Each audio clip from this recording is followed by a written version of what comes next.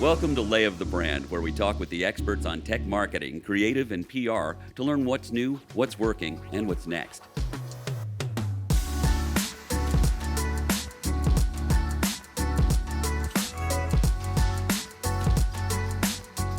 I'm Peter Jacobs with Merit Group, and in this episode, we're taking a look at how the marketing of educational technology has changed in recent times, and where EdTech marketers can find new opportunities.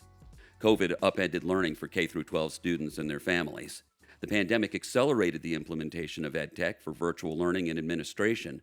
And while school districts across the country are planning to fully embrace classroom learning, there's still a lot of uncertainty and a lot of need for solutions that can support whatever's coming next. To find out how the EdTech industry can adapt and evolve its marketing and messaging, we're talking with Laura Sullivan, Vice President of Marketing and Communications with PresenceLearning, which provides live, online, special education-related services to schools nationwide. Laura, thanks for joining us. Hi, Peter. Thanks for having me today. I'm really looking forward to this conversation.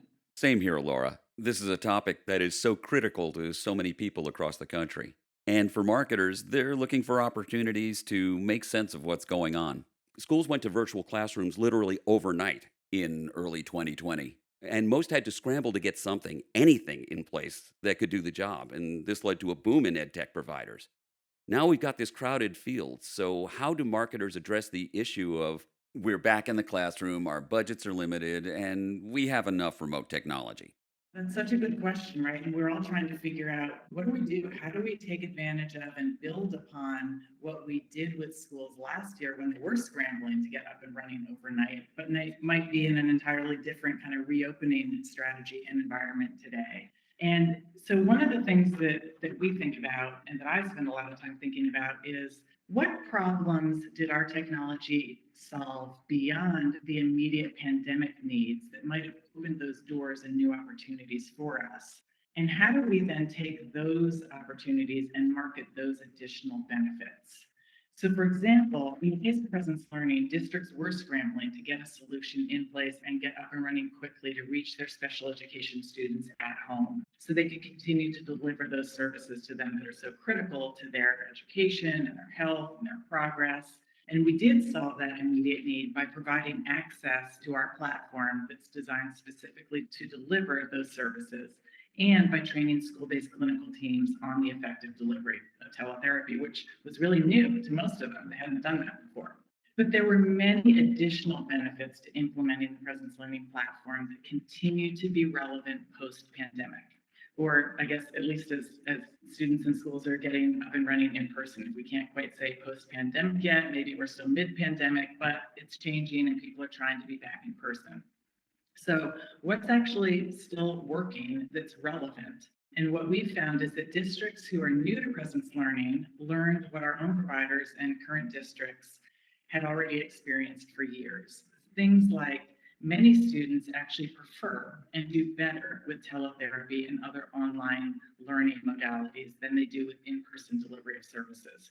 And there are a variety of reasons for that we don't really need to get into today. But the point is that districts learned that they can actually better meet the needs of certain individual students and student populations with teletherapy. And school-based clinicians who used our platform for the first time loved the breadth of the content and activities that were built right into it. So that means they don't have to lug around worksheets and workbooks and other tools. They now have all of that content built into an EdTech platform that gives them the ability to greater personalize and customize the therapy, which of course results in greater student engagement. School psychologists and administrators love that our platform has assessments from top publishers built right into it. So again, that's another benefit. They're not having to source all of those assessments a la carte. That's saving them time and resources. In many cases, for the first time ever, families were getting an up-close view into their children's therapy or their other online learning, their classroom learning. For the very first time, they were able to build relationships with these clinicians and with these teachers. They don't want to give that up. That's a huge benefit that technology brought into the home. And while districts originally thought of our platform as a teletherapy tool just for the delivery of services when students and clinicians couldn't be together, they now also look at it as an efficiency tool. So take a large rural district as an example. Instead of their clinicians or some of their other types of teachers having to drive from school building to school building throughout the day and losing that valuable windshield time, they're now able to sit in one location on our platform and on other EdTech platforms that were introduced to them last year and serve more students than they would be able to if they were sitting in their car. And administrators learned that delivering services remotely really works, which means that now they can offer that flexibility to their clinicians who might not want to come back into the building full time this year, either for health reasons or like the rest of us, they've come to like a certain amount of flexibility in remote work. So our platform has actually become a great staff retention tool. Administrators can now use that to keep their clinicians or other teachers in the district and also attract the best talent. Right there, Peter, was just a quick handful of new use cases for our technology that districts experienced because they brought it in to solve that immediate pandemic problem. And so I think marketers need to be looking for those additional post-pandemic benefits of their technology and partner with schools to help them solve those challenges, to really think together about how do we carry forward and build upon the good, what worked last year, instead of automatically reverting back to normal, which frankly might not have been as good as it could have been with some new tools and technology. But I think it's really on us as the marketers to be sure that we're identifying those opportunities and those additional benefits of our tools and pointing out that incremental value so that our customers and our prospects do pay attention to those new use cases and want to continue to build them into their overall models. So it's really up to marketers to develop messages around school systems being prepared for any situation, not just health issues, but any large scale impact. I would say yes, a resounding yes. Based on what is going on in the world, particularly around climate change, we will continue to see more and more messages around a broader set of use cases for our technologies. In fact, even pre-pandemic, we were working with a number of districts across the country who had to close for any variety of reasons, ranging from wildfires to hurricanes and tornadoes and earthquakes, right? So there's no question that global warming is having a huge impact on the education landscape, and the technology will continue to be a significant part of keeping students in school and safe and learning. Clearly, conditions that affect the education world can change in the blink of an eye. Marketers then need to be a lot more adaptable to respond to these kinds of situations. And as you just explained, a lot of it can come down to finding ways to recast their solutions and expand into other areas. How can marketers pivot to define a much more enduring value proposition? I think being adaptable and being flexible, particularly in this environment, really being able to pivot to meet your customers' changing needs is more critical than it's ever been. Like that's something we were always supposed to be good at as marketers, but now it's like at a whole different level. And so when I think about this, a few things come to mind that helped PresenceLearning pivot last year and that help us really try to continue to stay responsive so that we are thought of as an undeniable solution, which is what we're really all trying to be, right? Relevant and really a needed technology partner.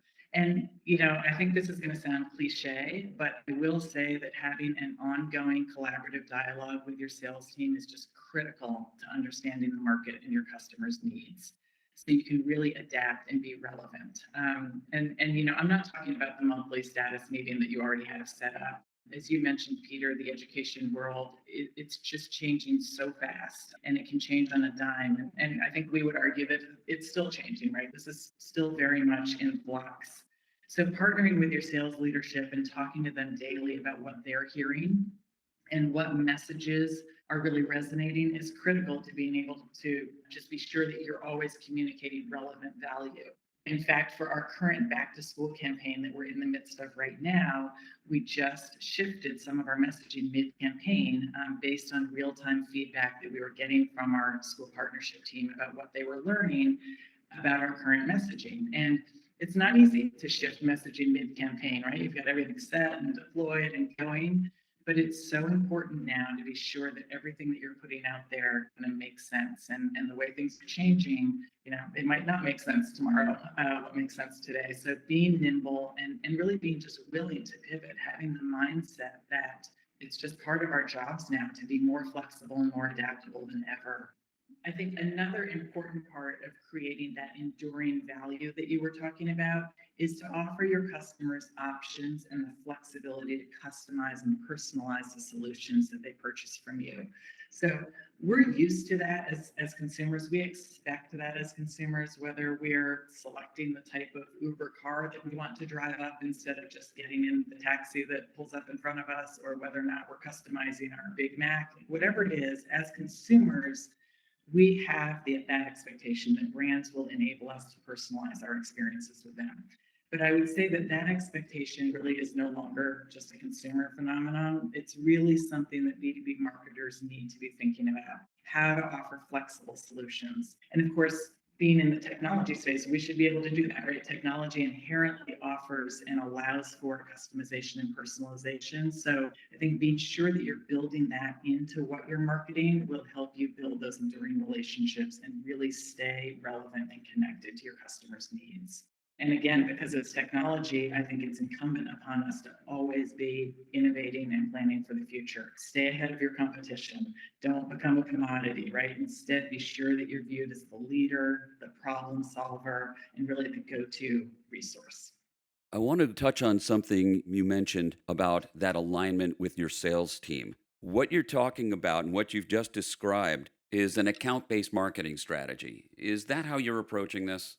More and more, we are looking at account-based marketing and even regional and local marketing. So because things in our environment in the school landscape is that those things are changing so quickly, and because they change based on regional situations, right? So we might have just heard announcements about certain school districts in Oregon delaying their opening because of a spike in COVID, yet you've got school districts in New York racing back in person. We've got to be very thoughtful and careful about segmenting that messaging and being sure that we are communicating the right things to the right people. So it would be crazy for me to be sending marketing messaging to New York about how to help them connect to their students at home if they are fully committed to being back in person. But Oregon needs our help immediately on this delayed start and how they can actually get up and running with their students at home. So that segmented messaging by locality, by account, by states, it's really becoming important. And the best way for us to know about that is that partnership with our sales organization.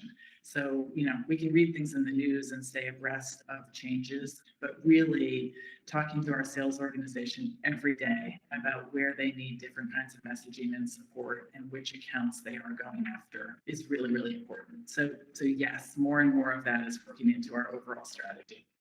Laura, as we know, there are a lot of decision makers and influencers, well, in every buying process, but you're dealing with educators, administrators, the IT organization. How do you message to all of them effectively? Yeah, right. No more one size fits all messaging, right? Shoot. um, as our business was expanding even pre-pandemic and we were offering new products and services to school districts, we were already finding that we needed to better segment our audiences and reach them with the custom messaging that you're talking about. And then when COVID hit, we found that more and more people within districts were becoming important influencers to our decision makers. So, for example, we started to see more and more school-based clinicians reaching out to us to get information about our products and services. They were essentially being tasked by their districts with doing some of the research and finding out about all these different tools and technologies that would be able to help them. So while they aren't the final decision maker, we realized that they were becoming a really important factor. So we started to develop new messaging that spoke directly to them across multiple content formats and deploying it across the channels that they were more engaged in than our traditional decision makers might have been. So kind of knowing where to find your new influencers is really important too.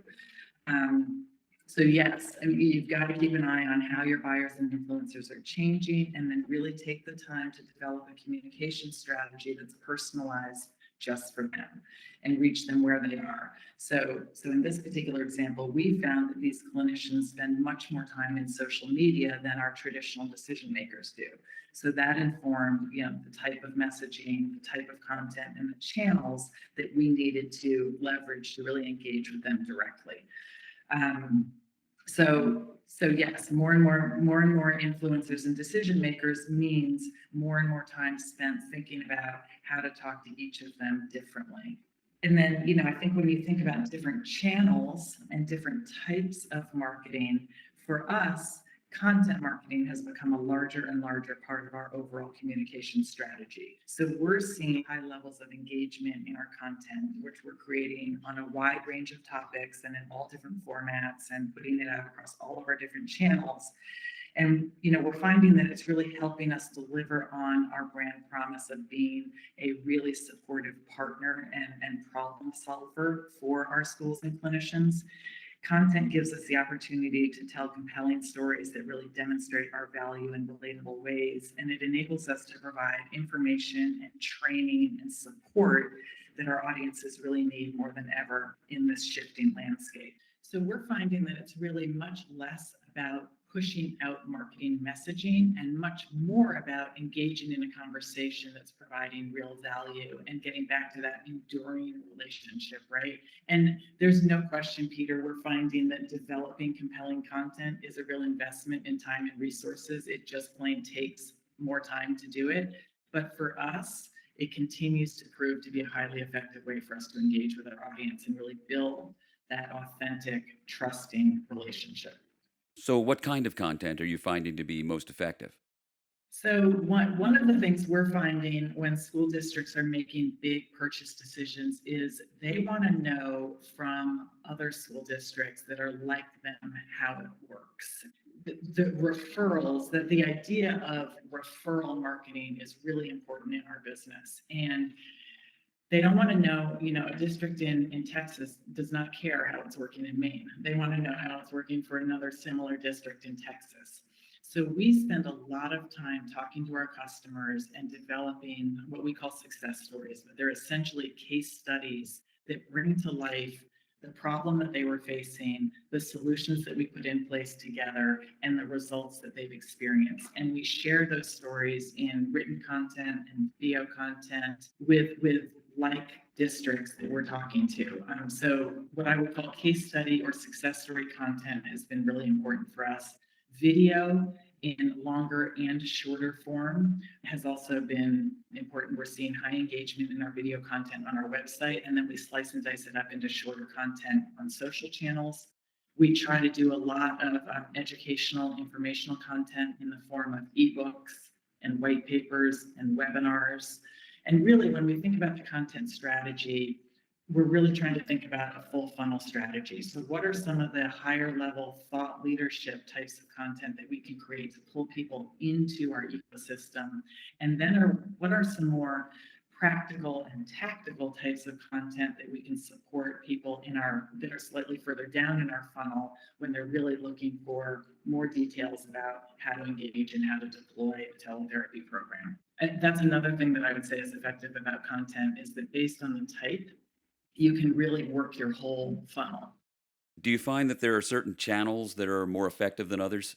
We're finding social is becoming more and more important for all of our audiences. It's always been important for us for our clinical audience, but our school district audience is engaging much more with us on LinkedIn these days. So we're spending more and more time on LinkedIn and in Twitter. Again, different social channels for different audiences, and knowing that and finding where they are is important, but we're continuing to see high levels of engagement there.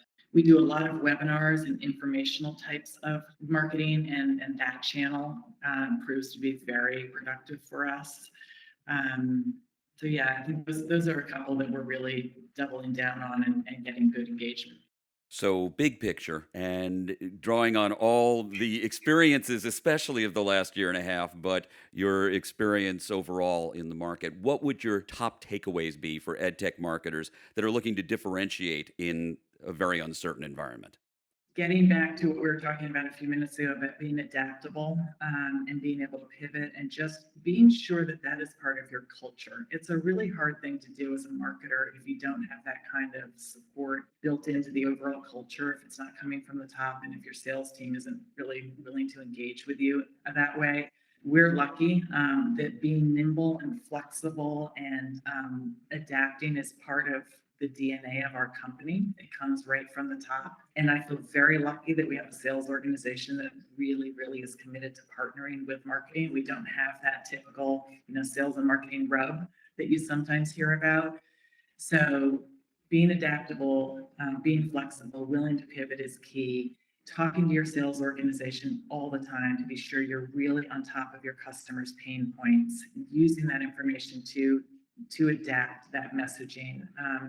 The environment is it's just changing every day. We can't assume that today's messaging is going to be relevant tomorrow. And so you've just got to adapt that mindset. I think the other thing, Peter, because everything is changing so fast, experimenting is key. Set aside resources to experiment. We're all kind of in this and learning together. So try new channels, test different kinds of messaging, see what's really resonating and working, and then build on that. And experimenting is kind of fun. I would adopt that into an overall strategy. And then I would say, most importantly, and of course, this is going to apply to all marketing, not just EdTech, but stay laser focused on who you are, on your core brand promises and value propositions. As the market becomes increasingly crowded with new entrants, be sure your customers and your prospects know who you are and what you stand for. And, resist the temptation to try to be too many things to too many different kinds of people and dilute the meaning of your brand. I'm always keeping an eye on the competitive space and who's coming in and what everybody's doing. And it's so tempting to think like, oh, we could do that too. And we should try that, or, we should build that. And I think that there's a danger in doing that, right? Of course, it's good to know what's happening in your landscape, but it's also really important to stay focused on who you are and build your brand. I've been talking with Laura Sullivan of PresenceLearning. Thank you so much for being here, Laura. Thanks for having me, Peter. This was fun. I hope we get together again soon. Absolutely. And thank you for joining us. Lay of the Brand is brought to you by Merit Group, an integrated strategic communications firm that blends the best of PR, marketing, and creative to help our clients tell their stories and build business. Got a topic suggestion or want to share feedback? Subscribe to Lay of the Brand on your preferred listening platform and leave us a review. And please spread the word and tell your friends and colleagues to tune in as well. To learn more about Merit Group and the show, check out layofthebrand.com.